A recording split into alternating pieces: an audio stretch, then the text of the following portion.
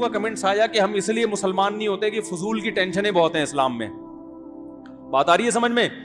اس ہندو نے کمنٹ کیے نیچے میرے بیان کے نیچے کہ میں اس لیے اسلام قبول نہیں کرتا کہ اسلام میں یہ فضول کی ٹینشنیں بہت ہیں, کہ یہ ہو گیا تو اس سے نکاح نہیں ہو سکتا, یہ ہو گیا تو اس سے نکاح نہیں ہو سکتا.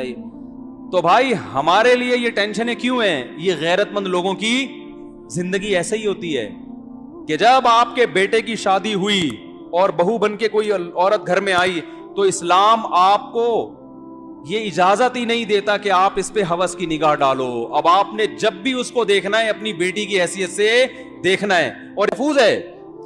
اور یہ بھی اسلام نے بتا دیا بھائی یہ طلاق بھی دے گا تو آپ اس سے شادی نہیں کر سکتے, ہو ہی نہیں سکتا, راستہ بند. تو ہمارے پاس کتنی بڑی دلیل, کسی ایتھیسٹ سے پوچھو کہ یہ غلط ہے, وہ اگر غلط کہے گا تو غلط ہونے کی دلیل نہیں, وہ صحیح کہے گا تو